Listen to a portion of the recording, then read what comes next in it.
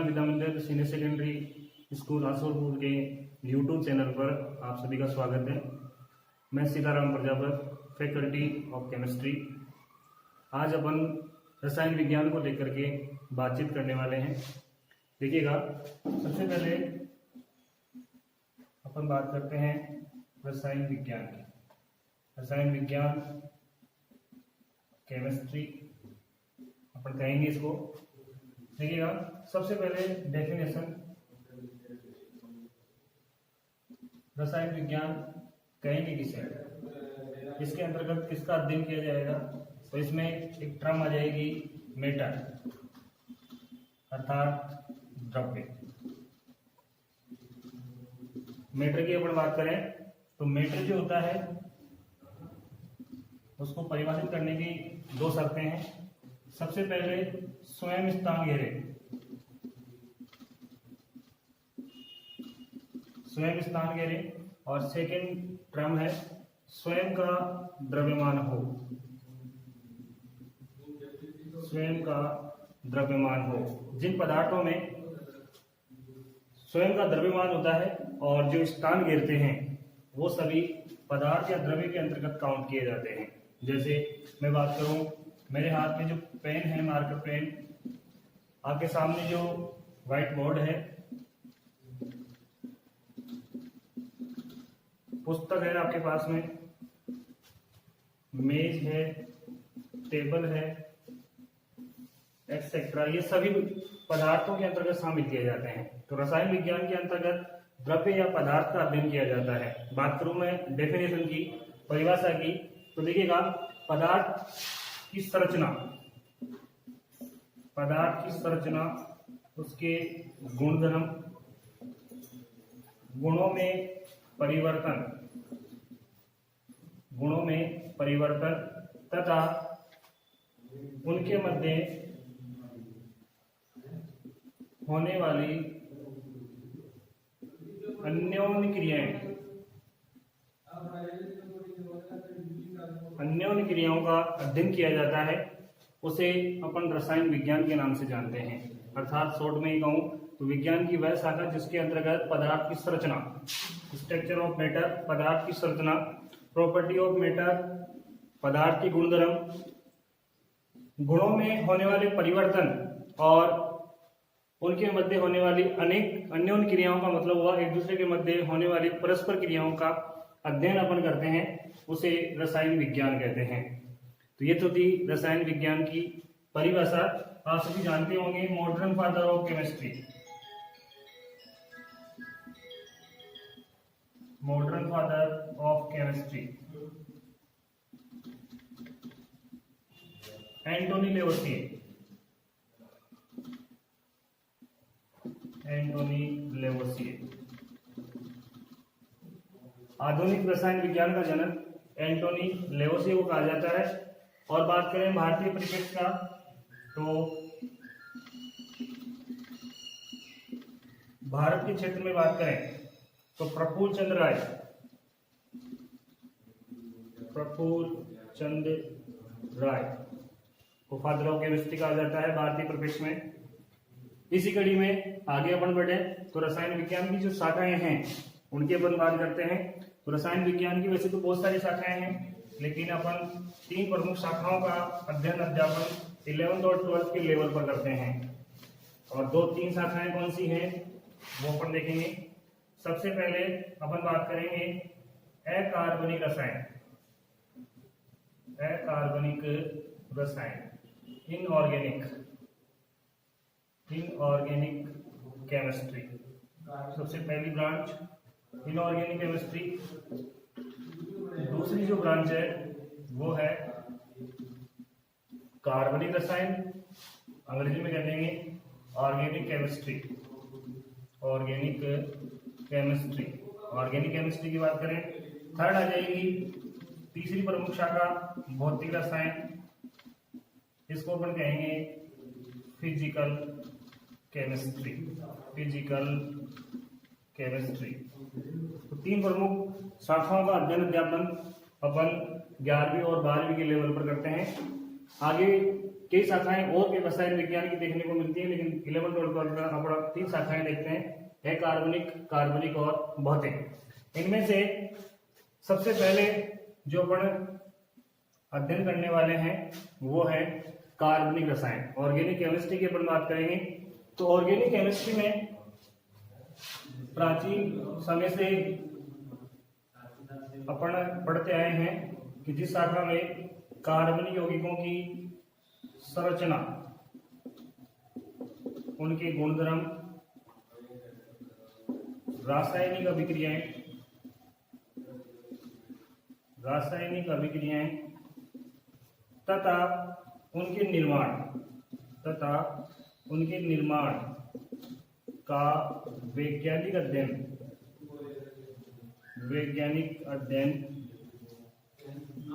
किया जाता है।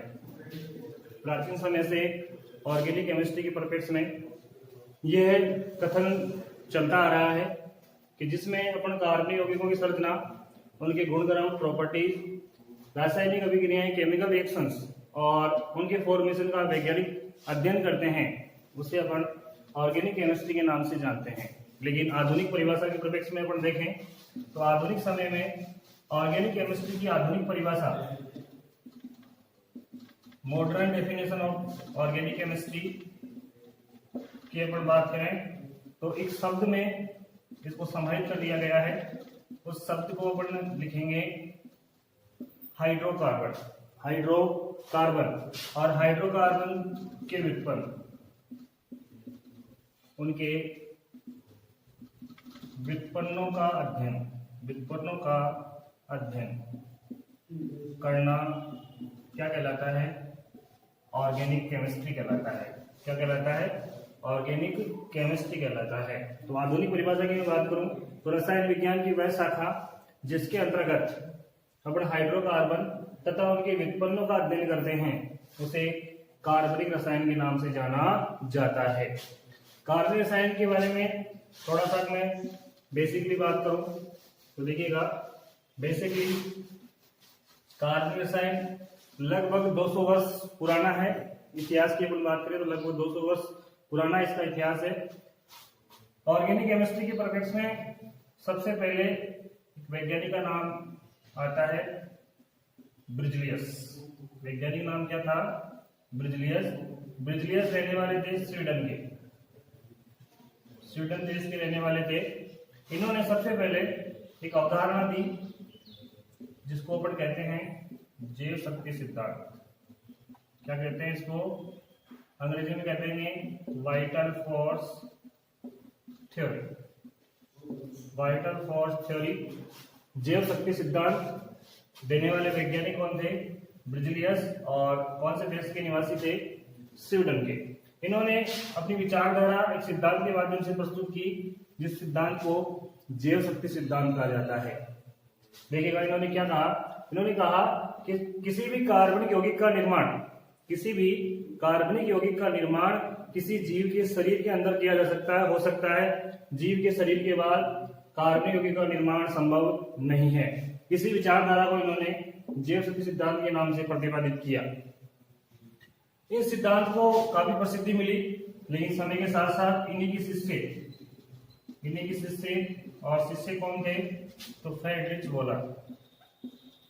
शिष्य का नाम था फ्रेडरिच वोलर ने। ये जर्मनी के रहने वाले थे फ्रेडरिच वोलर, इन्हीं के शिष्य थे। इन्होंने 1828 में प्रयोगशाला में प्रथम कार्बनिक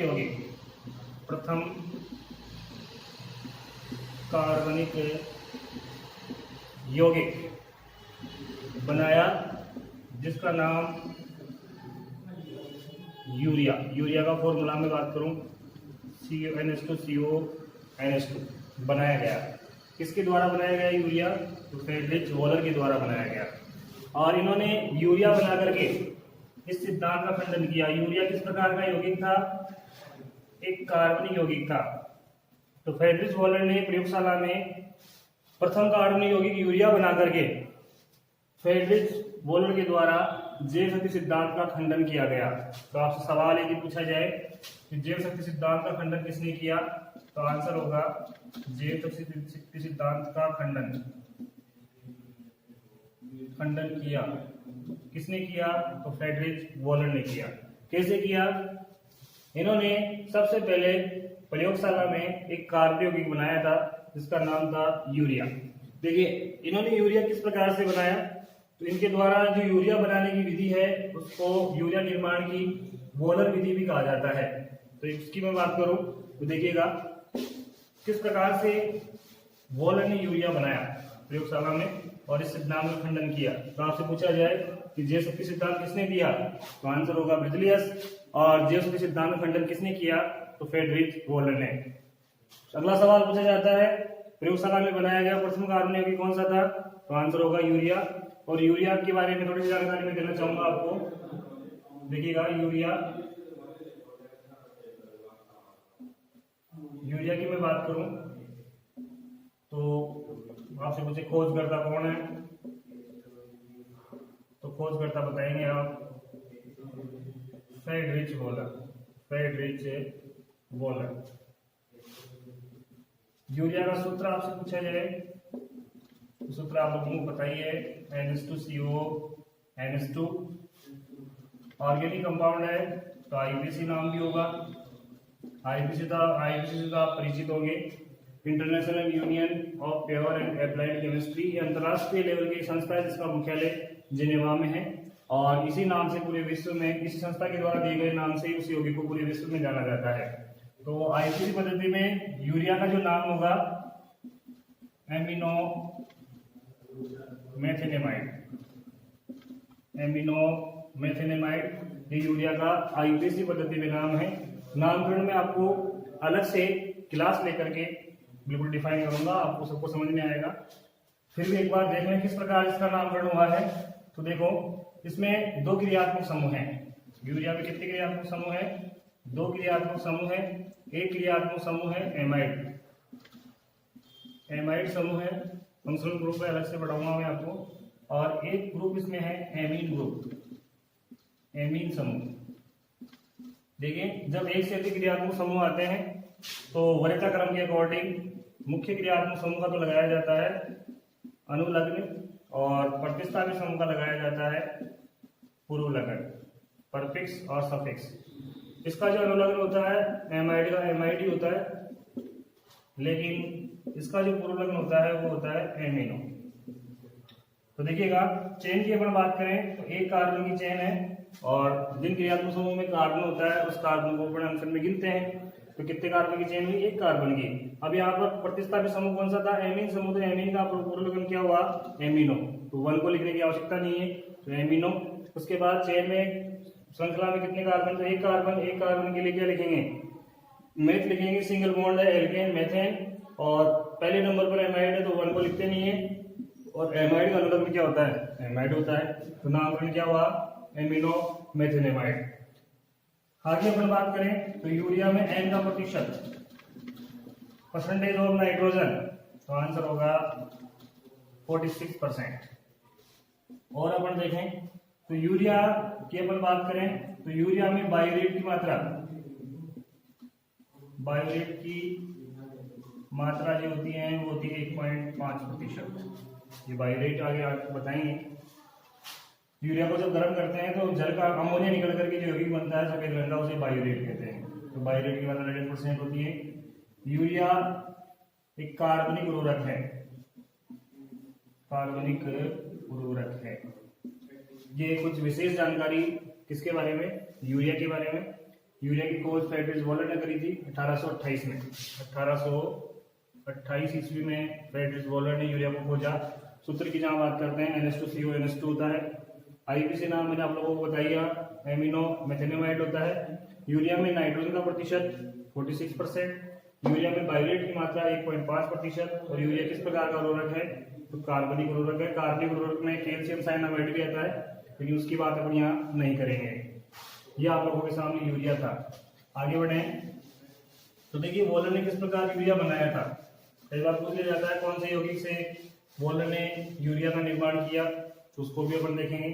देखिएगा, वॉलर ने 2 यौगिक लिए कार्बनिक, एक का नाम था अमोनियम सल्फेट, अमोनियम सल्फेट, एक यौगिक का नाम क्या था, अमोनियम सल्फेट, और दूसरा यौगिक लिया उन्होंने पोटेशियम साइनेट, पोटेशियम साइनेट। 2 अकार्बनिक यौगिक लेकर के उन दोनों की अभिक्रिया कराई। तो अभिक्रिया कराई तो उन्होंने एक यौगिक प्राप्त करा जिसका नाम था अमोनियम साइनेट, अमोनियम साइनेट, और साथ में बन जाएगा पोटेशियम सल्फेट, पोटेशियम सल्फेट। संतुलित कर लेंगे अपन, NH4 यहाँ पर 2 है, इधर 1 है, तो 2 से मल्टीप्लाई कर देंगे तो NH4 बैलेंस हो गए। यहाँ पर 2 से मल्टीप्लाई होती है, साइनेट आयन 2 हो जाते हैं, तो यहाँ पर 2 करने के लिए कितने से मल्टीप्लाई कर देंगे, 2 से। 2K और SO4 आप देख ही रहे हैं, बैलेंस हो गया। इसको बोलते हैं समीकरण संतुलित करना। हिट एंड ट्रायल विधि के द्वारा मैंने समीकरण को संतुलित किया है, तो बहुत ही आसान तरीका है, इसलिए कोई विशेष बात नहीं है। अमोनियम साइनेट को जब इन्होंने गर्म किया तो गर्म करने के दौरान यौगिक प्राप्त हुआ NH2CO NH2, जिसे क्या कह दिया गया, यूरिया। यूरिया को स्तनधारियों के मूत्र से प्राप्त किया गया था, स्तनधारियों के, मैमेलियन के यूरिन मूत्र से प्राप्त होने के कारण इसका नाम पड़ा यूरिया। यूरिन से प्राप्त किया गया, मूत्र को इंग्लिश में कहते हैं यूरिन, तो यूरिन से प्राप्त होने के कारण इसका नाम क्या पड़ गया, यूरिया। ठीक है, इस प्रकार से वॉलर ने एक अकार्बनिक यौगिक, किस प्रकार का यौगिक था ये, अकार्बनिक यौगिक, एक अकार्बनिक यौगिक के द्वारा इन्होंने प्रथम कार्बनिक यौगिक का निर्माण किया जिसका नाम था यूरिया, कार्बनिक यौगिक। तो ये कुछ सामान्य जानकारी, और इसको मैं आगे बढ़ाता हूं। तो देखिए, इसके बाद केकुले, साइंटिस्ट की बात आती है, केकुले। केकुले ने क्या बताया, केकुले ने बताया कि कार्बन की वैलेंसी, कार्बन की संयोजकता कितनी होती है, 4 होती है। तो आपसे पूछ लिया जाए कि कार्बन की संयोजकता 4 होती है, ये कथन इसके बारे में किसने बताया, तो आंसर होगा केकुले। तो केकुले ने बताया कि कार्बन की वैलेंसी कितनी होती है, 4। दूसरा बिंदु ने बताया कि कार्बन में कौन सा गुण पाया जाता है, केटेशन, श्रृंखलन का गुण पाया जाता है। श्रृंखलन का मतलब हुआ कार्बन कार्बन के साथ या अन्य परमाणुओं के साथ जुड़ करके या तो खुली श्रृंखला बनाए या बंद श्रृंखला बनाए, इसी गुण को अपन क्या कहते हैं, श्रृंखलन कहते हैं। तो श्रृंखलन का गुण भी किसने बताया था कार्बन में, केकुले ने। कार्बन की वैलेंसी 4 होती है, बात में किसने बताई, केकुले ने। इन्होंने बताया कि कार्बन परमाणु के साथ या अन्य परमाणुओं के साथ या तो बनाता है एकल बंध, क्या बनाता है, एकल बंध मतलब सिंगल बॉन्ड, या बनाता है द्विबंध, या फिर बनाता है त्रिबंध। तो अपने कह सकते हैं कि कार्बनिक यौगिकों में कार्बन कार्बन के बीच या कार्बन के अलावा कार्बन और अन्य परमाणु के साथ में या तो सिंगल बॉन्ड होगा, डबल बॉन्ड होगा या फिर ट्रिपल बॉन्ड होगा। इसके बाद में आगे बात करते हैं अपन, ये सामान्य जानकारी आप लोगों को बताई जा रही है, बेसिक जानकारी ऑर्गेनिक से संबंधित, आपको आगे दिक्कत ना आए उसको देखते हुए। देखिए, अभी अपने सामने एक वर्ड आया था हाइड्रोकार्बन। आपसे पूछा जाए हाइड्रोकार्बन किसे कहते हैं, तो शब्द में ही आंसर है, हाइड्रो बना है हाइड्रोजन से, तो हाइड्रोजन और कार्बन, तो मैं लिख सकता हूं हाइड्रोजन तथा कार्बन से मिलकर बने यौगिक हाइड्रोकार्बन कहलाते हैं। तो हाइड्रोकार्बन किसे कहते हैं, तो कार्बन तथा हाइड्रोजन से मिलकर बने यौगिक हाइड्रोकार्बन कहलाते हैं। जैसे मैंने लिखा CH4, तो आप देख रहे हैं C यानी कार्बन और H मतलब हाइड्रोजन, तो कार्बन और हाइड्रोजन से मिलकर बना है। मैंने लिखा CH3 CH2OH, व्युत्पन्नों में आ जाते हैं CH3 CH2 CH3 आप देख रहे हैं कार्बन और हाइड्रोजन से मिलकर बनाया, और एक कार्बन की वैलेंसी कितनी बताई गई है 4। तो 4 वैलेंसी जो है कार्बन की 4 वैलेंसी, उसको भी देखें आप, कार्बन की 4 संयुक्ताएं, कार्बन की 4 संयुक्ताएं देखो 4 प्रकार से पूरी होती है। नंबर 1 चारों सिंगल बॉन्ड के द्वारा 4 एकल बंध बन करके हो जाए। दूसरी स्थिति 2 एकल बंध और 1 द्विबंध के द्वारा हो जाए। तीसरी स्थिति 1 सिंगल बॉन्ड और 1 ट्रिपल बॉन्ड के द्वारा 4 वैलेंसी हो। और चौथी स्थिति हो सकता है एक कार्बन पर 2 डबल बॉन्ड बन करके वैलेंसी 4 हो। इसका एग्जांपल तो पहले वाले का एग्जांपल तो देखिए बहुत आसान है। जैसे मैंने मेथेन ही ले लिया, मेथेन के बारे में आप जानते ही हैं। इसको रूट पद्धति में कौन सी गैस कहते हैं? मार्स। मार्स का मतलब होता है दलदल, दलदली क्षेत्रों में पाए जाने की वजह से नाम पड़ा मार्स गैस। इसके अलावा इसे फायर डैम भी कहा जाता है, फायर डैम, और विस्फोटक खनिज गैस के नाम से भी इसको जाना, विस्फोटक खनिज गैस के नाम से भी इसको जाना जाता है। आप देख रहे हैं कार्बन की 4 वैलेंसियां, 4 संयुक्ताएं 4 एकल बंधों द्वारा कंप्लीट हो रही हैं। तो ये पहली स्थिति है। दूसरी स्थिति एग्जांपल लूं मैं, तो देखिए मैंने यहाँ पर एग्जांपल लिया है एथिलीन या एथीन का। यहाँ देखेंगे आप इस कार्बन की वैलेंसी 1 डबल बॉन्ड और 2 सिंगल बॉन्ड के द्वारा कंप्लीट हो रही है, तो वैलेंसी 4 कंप्लीट हुई। इसी प्रकार से इसका एग्जांपल लूं मैं, तो देखिएगा कार्बन की वैलेंसी 1 ट्रिपल बॉन्ड और 1 सिंगल बॉन्ड के द्वारा कंप्लीट हुई है।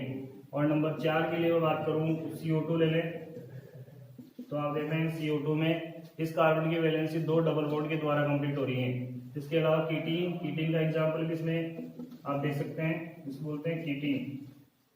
तो कीटीन में भी देखते हैं आप एक कार्बन की वैलेंसी 2 डबल बॉन्ड के द्वारा कंप्लीट हो रही है। तो 4 वैलेंसी जो है, उन 4 वैलेंसियों पर कार्बन के साथ कौन जुड़ेगा? हाइड्रोजन। अगर कार्बन के साथ हाइड्रोजन ऐड हो गया तो उसको ऊपर क्या बोलेंगे? हाइड्रोकार्बन। ये हाइड्रोकार्बन की डेफिनेशन हुई। और इसको आगे बढ़ाएं तो देखिए वर्गीकरण की बात करें, तो वर्गीकरण की बात करें तो हाइड्रोकार्बनों को 3 भागों में बांट दिया गया है। कितने भागों में बांट दिया गया है? 3 में। 3 भाग की अगर बात करें वर्गीकरण, क्लासिफिकेशन ऑफ हाइड्रोकार्बन्स, तो हाइड्रोकार्बन्स को 3 भागों में बांट दिया गया। सबसे पहला है संतृप्त हाइड्रोकार्बन, संतृप्त हाइड्रोकार्बन कितने भाग कर दिए गए? 3 भाग। दूसरा है असंतृप्त हाइड्रोकार्बन, असंतृप्त हाइड्रोकार्बन। और तीसरा पार्ट इसका है वो है एरोमेटिक हाइड्रोकार्बन, एरोमेटिक हाइड्रोकार्बन। तो हाइड्रोकार्बन को कितने भागों में बांट दिया गया? 3 भागों में बांट दिया गया। नंबर 1 संतृप्त हाइड्रोकार्बन, नंबर 2 असंतृप्त हाइड्रोकार्बन, और नंबर 3 एरोमेटिक हाइड्रोकार्बन। संतृप्त के 2 भाग हो जाते हैं, नंबर 1 एल्केन और नंबर 2 साइक्लोएल्केन, साइक्लोएल्केन। संतृप्त हाइड्रोकार्बन को 2 भागों में आगे डिवाइड कर दिया जाता है, नंबर 1 एल्केन और नंबर 2 साइक्लोएल्केन। असंतृप्त के 2 प्रमुख भाग जो आप सभी जानते हैं, नंबर 1 एल्कीन और नंबर 2 एल्काइन। नंबर 1 एल्कीन और नंबर 2 एल्काइन। असंतृप्त हाइड्रोकार्बन के 2 भाग हो जाते हैं। एरोमेटिक हाइड्रोकार्बन को भी 2 भागों में अपन बांट सकते हैं। नंबर 1 बेंजीन वाले की उपस्थिति अनुपस्थिति के आधार पर, तो नंबर 1 बेंजीनोइड और number 2 non benzenoid, non benzenoid. Aromatic के 2 भाग बेंजीनोइड और नॉन बेंजीनोइड। इसी प्रकार से एक एक के बारे में सामान्य जानकारी में देना चाहूंगा आपको। तो सबसे पहले अपन बात करते हैं एल्केन की।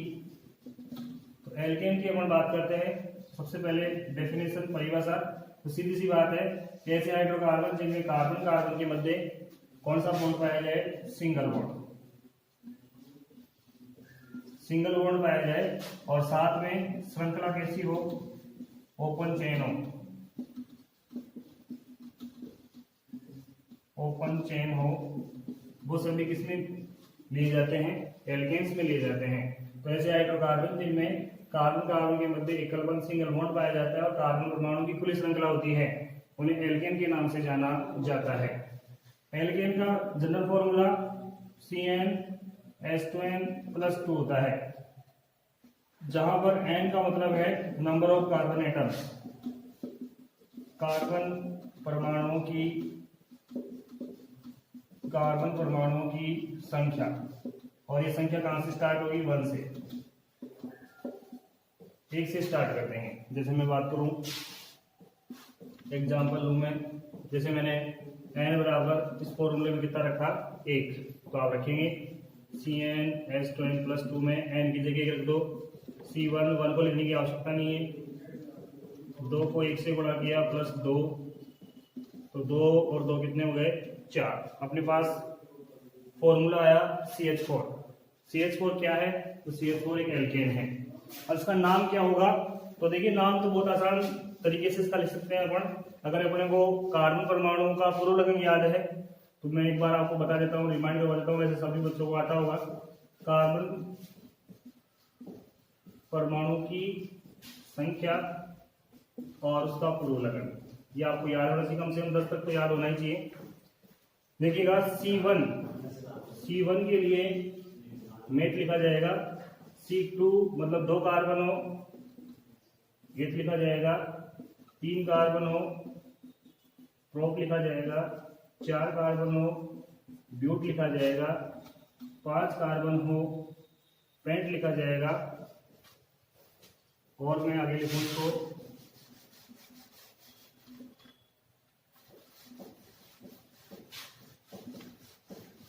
6 कार्बन हो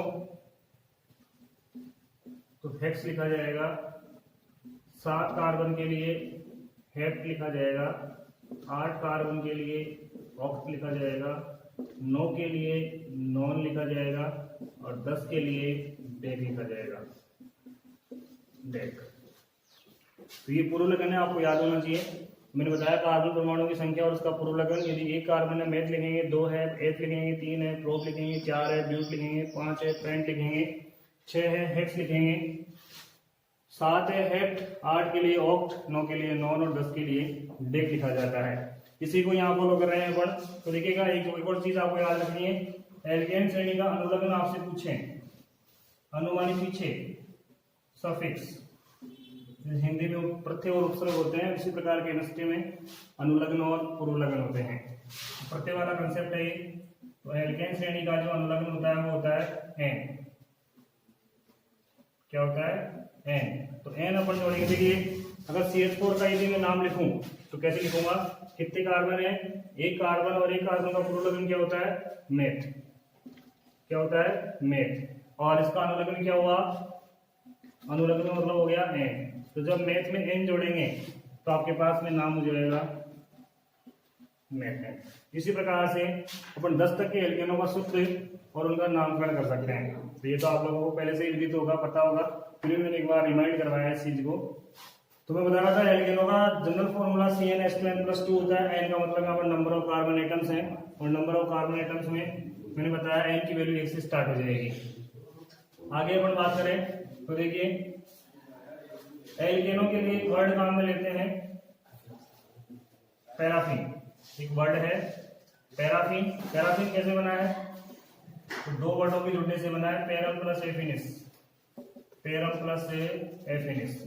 पैरम का मतलब होता है कम, पैरम का मतलब होता है कम, और एफिनिस का मतलब होता है क्रियाशील। एफिनिस का मतलब क्या होता है? क्रियाशील। यानी अपन ये कह सकते हैं कि एल्केन जो होते हैं वो रासायनिक अभिकर्मकों के प्रति बहुत कम क्रियाशील होते हैं, इस वजह से इन्हें पैराफिन कहा जाता है। तो आपसे पूछा जाए कौन से हाइड्रोकार्बनों को पैराफिन कहा जाता है, तो आपका आंसर होगा एल्केन। पैराफिन एल्केन को कहा जाता है। क्यों कहा जाता है? क्योंकि ये बहुत ही कम क्रियाशील होते हैं रासायनिक अभिकर्मकों के प्रति। आगे अपन बात करें तो एल्केनों में प्रत्येक कार्बन का संकरण, एल्केनों में प्रत्येक कार्बन का संकरण, तो आंसर हो जाएगा sp3 संकरण। sp3 संकरण। एस संकरण में अगर ज्यामिति की बात की जाती है तो कार्बन परमाणु की जो ज्यामिति होगी वो होगी चतुष्फलकीय टेट्राहेड्रल, और बॉन्ड एंगल की जहां बात करेंगे, बंद कोण की जहां बात करेंगे तो बंद कोण होगा 120 डिग्री, 120 डिग्री। ठीक है, तो ये सामान्य जानकारी अपन ने एल्केन की देखी। किस प्रकार से एल्केन का अणुसूत्र प्राप्त करेंगे और किस प्रकार से एल्केन का नामकरण करेंगे, तो एक सामान्य सा परिचय मैंने एल्केन के बारे में दिया। कौन से हाइड्रोकार्बन को पैराफिन कहा जाता है, तो आंसर आएगा एल्केन्स। क्यों कहा जाता है, क्योंकि ये रासायनिक अभिक्रमों के प्रति बहुत ही कम क्रियाशील होते हैं। एल्केन श्रेणी का अनुलग्न क्या होता है, तो एन होता है, और एल्केन श्रेणी का सामान्य फॉर्मूला CnH2n+2 होता है। और आगे बढ़े तो अगला इसमें दूसरा प्रकार आता है, उसकी अपन बात करते हैं। देखिएगा, सेकेंड टाइप इसका साइक्लो एल्केन है। साइक्लो एल्केन क्या होते हैं वो भी अपन समझते हैं। इसमें आगे जो है वो अपन ने बात करी साइक्लो एल्केन की। साइक्लो एल्केन, देखिए साइक्लो एल्केन भी एलिसाइक्लिक प्रकार के हाइड्रोकार्बन है। एलिसाइक्लिक हाइड्रोकार्बन है, एलिसाइक्लिक हाइड्रोकार्बन है। कौन, cycloalkane. Cycloalkane alicyclic प्रकार के हाइड्रोकार्बन है, और इनका जो सामान्य फॉर्मूला होता है वो एल्किनो के समान होता है। सामान्य सूत्र जो होता है वो होता है CnH2n, मतलब एल्किनो का और साइक्लो एल्केनो का सामान्य सूत्र सेम होता है, एल्किनो के समान, एल्कीन के समान। जो एल्कीन का सामान्य फॉर्मूला होता है वो ही साइक्लो एल्केनो का सामान्य फॉर्मूला होता है। जैसे साइक्लो की मैं बात करूं तो साइक्लो में यहां पर n की वैल्यू 3 से स्टार्ट होगी। तो देखो n बराबर कितना रखा मैंने, 3, तो 3 में आप बनाएंगे तो C3, तो अपने पास फॉर्मूला बनेगा C3H6, C3H6। इसको मैं संरचना के रूप में बनाऊं, कितने कार्बन है, 3 कार्बन। अब साइक्लो जहां आता है, जहां पूर्वलग्न साइक्लो आता है वहां यौगिक चक्रीय होगा। तो चक्रीय होगा तो पहला कार्बन और लास्ट कार्बन आपस में जुड़े हुए होंगे। तो देखिए इस प्रकार से चक्र संरचना बनेगी। एक कार्बन की वैलेंसी आप लोगों को बताया मैंने 4 होती है। तो देखिएगा पहले कार्बन की 4 वैलेंसी, 1, 2, 3 और 4। अब 4 को बैलेंस करने के लिए हाइड्रोकार्बन में कार्बन के साथ जोड़े क्या जाते हैं, हाइड्रोजन। इसमें भी आप ऐसे ही करेंगे, इसमें भी आप ऐसे ही करेंगे। तो आप देख रहे हैं 3 कार्बन 6 हाइड्रोजन, तो 1, 2, 3 कार्बन और 2, 2, 4, 2, 6 हाइड्रोजन। नाम की अपन बात करें तो चक्रीय संरचना बन रही है, तो चक्रीय संरचना के लिए पूर्वलग्न लगाया जाता है साइक्लो। कितने कार्बन है, तो 3 कार्बन। 3 कार्बन का भी आप लोगों को बताया पूर्वलग्न क्या होता है, प्रोप होता है, और कार्बन कार्बन के बीच में सिंगल बॉन्ड है तो अनुलग्न क्या होगा, एन होगा। तो नाम क्या बना, साइक्लोप्रोपेन। इस प्रकार से आप n बराबर 4, 5, 6, 7 रख करके विभिन्न प्रकार के साइक्लो एल्केन प्राप्त कर सकते हैं। तो एक सामान्य परिचय साइक्लो एल्केन के बारे में। साइक्लो एल्केन किस प्रकार के यौगिक हैं, तो एलिसाइक्लिक हाइड्रोकार्बन है। एलिसाइक्लिक हाइड्रोकार्बन के जो गुण होते हैं वो विवृत श्रृंखला यौगिकों, संवर श्रृंखला यौगिकों के, विवृत श्रृंखला यौगिकों के समान ही होते हैं। सामान्य फॉर्मूला आप लोगों को बताया मैंने, CnH2n होता है। आगे बढ़ूंगा इसी कड़ी में, तो बात करेंगे असंतृप्त हाइड्रोकार्बनों की। असंतृप्त हाइड्रोकार्बनों की बात करें तो देखिएगा असंतृप्त हाइड्रोकार्बनों में, असंतृप्त हाइड्रोकार्बन अनसैचुरेटेड हाइड्रोकार्बन। असंतृप्त हाइड्रोकार्बन का मतलब हुआ ऐसे हाइड्रोकार्बन जिनमें कार्बन कार्बन के बीच में या तो डबल बॉन्ड हो या कौन सा बॉन्ड पाया जाए, ट्रिपल बॉन्ड, या फिर दोनों भी हो सकते हैं। डबल बॉन्ड भी हो सकता है और ट्रिपल बॉन्ड भी हो सकता है। इसमें प्रमुख रूप से 2 भाग अपन पढ़ते हैं। पहला भाग इसका एल्कीन, जो आप सभी जानते हैं। एल्कीन की परिभाषा जहां देखेंगे अपन, तो परिभाषा का मतलब हुआ ऐसे हाइड्रोकार्बन जिनमें कार्बन कार्बन के बीच में कम से कम एक क्या पाया जाए, डबल बॉन्ड।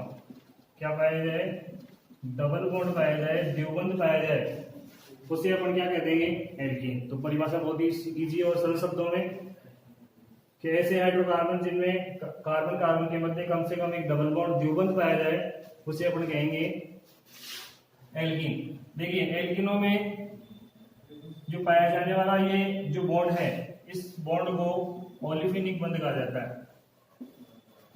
ओलिफिनिक बंध कहा जाता है। कई कंपटीशन एग्जाम में पूछा जा चुका है, निम्न में से कौन सा ओलिफिनिक बंध है? तो ओलिफिनिक बंध में कौन आ जाएगा? C डबल बॉन्ड C वाला ओलिफिनिक बंध कहलाता है। देखिए सामान्य फॉर्मूला, सामान्य सूत्र को अपन देखें तो CnH2n, ये एल्कीनों का सामान्य फॉर्मूला है, जहां n का मतलब वही नंबर ऑफ कार्बन एटम्स है। यहाँ पर n की वैल्यू 2 से स्टार्ट होती है, क्योंकि डबल बॉन्ड बनने के लिए कम से कम कितने कार्बन चाहिए? 2 कार्बन चाहिए होते हैं। इस वजह से n की वैल्यू यहाँ पर कितनी काउंट की जाती है? तो 2 से काउंट की जाती है, 2 तक की जाती है। जैसे मान लीजिए मैंने n बराबर कितना रखा? 2 रखा, तो इस फॉर्मूले में 2 रखो, Cn की जगह 2 रख दिया, 2 को 2 से गुणा किया तो फॉर्मूला आया C2H4, C2H4। बात करें नामकरण की तो देखिए इसका अनुलग्न भी बताया मैंने आपको। एल्कीन का अनुलग्न देखेंगे आप तो ईन, अनुलग्न क्या होगा? ईन होगा। अब कितने कार्बन है वो देख लें आप, 2 कार्बन के लिए 1 और साथ में क्या जोड़ेंगे? अनुलग्न ईन, तो नाम हो जाएगा एथीन। यह आईपीसी नाम है। रूढ़ पद्धति में एल्कीनों को याद रखना है, क्या कहा जाता है? एल्कीन। क्या कहा जाता है? एल्कीन। एल्कीन की बॉन्डिंग बनाएंगे तो कितने कार्बन है? 2, तो 2 के लिए नाम हो जाएगा, रूट नाम उसका हो जाएगा, एल की जगह ए दे देगा तो नाम बनेगा एथिलीन। आगे मैं बात करूं तो देखिए एल्कीनों को ओलिफिन कहा जाता है। जिस प्रकार एल्कीनों को पैराफिन कहा जाता है, उसी प्रकार एल्कीनों को ओलिफिन कहा जाता है। क्या कहा जाता है? ओलिफिन कहा जाता है। ओलिफिन क्यों कहा जाता है? क्योंकि इसका जो प्रथम सदस्य है एल्कीन श्रेणी का, पहला सदस्य कौन होगा? तो C2H4 होगा। इसकी क्रिया किससे करवाएं? क्लोरीन से कराएं। किससे कराएं? क्लोरीन से। तो ये क्रिया करके तेलीय द्रव पदार्थ बनाते हैं, तेलीय द्रव पदार्थ बनाते हैं। तो ऑयली पदार्थ बनाने की वजह से इनका नाम पड़ा ओलिफिन। एल्कीनों में द्विबंध युक्त कार्बन परमाणु, द्विबंध युक्त कार्बन परमाणु का जो संकरण है वो हमेशा क्या होता है? sp2 संकरण होता है। तो संकरण का भी मैं आपको बता देता हूँ, सामान्य सा फंडा है। अगर आपको किसी भी केंद्रीय परमाणु का संकरण ज्ञात करना हो तो x बराबर फॉर्मूला लगाना है a प्लस बी। ए का मतलब यहाँ पर है सिग्मा बंधों की संख्या, सिग्मा बंधों की संख्या, और बी का मतलब है लोन पेयर की संख्या, लोन पेयर की संख्या। देखो आपको एक एग्जांपल लेकर के इस चीज को स्पष्ट कर रहा हूं। जैसे मैंने उदाहरण ले लिया एथीन। एथीन का फॉर्मूला आप लोगों को बताइए, C2H4 होगा। ये पहला कार्बन है और ये दूसरा कार्बन है। जैसे मुझे C फर्स्ट का संकरण निकालना है, पहले कार्बन का संकरण निकालना है, तो देखेंगे सिग्मा बॉन्ड का मतलब हुआ, एक चीज ध्यान रखें, जितने भी सिंगल बॉन्ड होते हैं वो सभी सिग्मा बॉन्ड होते हैं। डबल बॉन्ड में एक सिग्मा और एक पाई बॉन्ड होता है, और ट्रिपल बॉन्ड में 2 पाई और एक सिग्मा बॉन्ड पाया जाता है। इतनी सी बात आपको याद रखनी है। देखिएगा अगर C1 कार्बन का मैं संकरण निकालना चाहूं तो देखो ये भी सिग्मा, ये भी सिग्मा, क्योंकि एकल बंध है, और ये वाला क्या है? डबल बॉन्ड, मतलब एक सिग्मा और एक क्या होगा? Pi bond. तो हम लोग को देखना है सिग्मा बॉन्ड पाई बॉन्ड को काउंट नहीं करते हैं, तो 1 sigma, 2 sigma, 3 sigma, plus lone pair. Lone pair का मतलब हुआ जो बंध निर्माण में भाग नहीं लेंगे इलेक्ट्रॉन। तो देखिए कार्बन की बाइथन बॉक्स में 4 इलेक्ट्रॉन होते हैं और चारों बॉन्डिंग में काम आ जाते हैं, 1 2 3 और 4। तो लोन पेयर क्या बचेगा? 0। तो योग क्या आया? 3 किस में आता है? तो sp2 संकरण में। देखिए याद रखें, अगर sp संकरण होगा तो कक्षकों की संख्या 2 होगी, sp2 होगा तो कक्षकों की संख्या 3 होगी, और sp3 होगा तो कक्षकों की संख्या कितनी आएगी? 4। तो कार्बनिक यौगिकों में कार्बन का संकरण sp2 या फिर क्या होगा? sp3 होगा, sp3 होगा। यह अपन ने एक सामान्य परिचय किसके बारे में दिया? एल्कीनों के बारे में। थोड़ा सा परिचय एल्काइन का दे देते हैं अपन। तो देखिएगा एल्काइन के रूप में थोड़ा सा देखते हैं, एल्काइन के बारे में थोड़ी जानकारी सामान्य। एल्काइन को देखें, अगला जो यौगिक है, अगला जो हाइड्रोकार्बन है इसमें दूसरा प्रकार वो है एल्काइन। एल्काइन की मैं बात करूं सामान्य सा परिचय, तो ऐसे हाइड्रोकार्बन जिनमें कार्बन कार्बन के मध्य कम से कम एक त्रिबंध पाया जाए। कौन सा बॉन्ड पाया जाए? त्रिबंध, ट्रिपल बॉन्ड, ट्रिपल बॉन्ड पाया जाए उसे अपन कहते हैं एल्काइन। और जिनमें ये वाला बंध होता है उन्हें एसिटिलिन्स कहते हैं। इस श्रेणी को अपन क्या बोलेंगे? एसिटिलिन्स। और इसे एसिटिलिक बंध कहा जाता है। सामान्य फॉर्मूला इसका अपन देखें तो CnH2n-2 होता है। यहाँ भी n की वैल्यू 2, 3, 4 मतलब 2 से स्टार्ट होती है। ठीक है, ये था एक सामान्य सा परिचय हाइड्रोकार्बन। हाइड्रोकार्बन क्या होते हैं और हाइड्रोकार्बन कितने प्रकार के होते हैं, जो प्रकार अपन ने देखे हैं उन प्रकारों के बारे में मोस्ट जो भी बिंदु थे उनको अपन ने डिस्कस किया। तो मैं आशा करता हूं कि आज जो मेरे द्वारा आप सभी विद्यार्थियों को समझाया गया है वो पूर्णतया समझ में आया होगा। अगर फिर भी कोई दिक्कत हो तो कमेंट्स के माध्यम से मुझे अवगत कराएं। जो कमियां रही हैं उनको मैं दूर करने का प्रयास करूंगा। थैंक्स।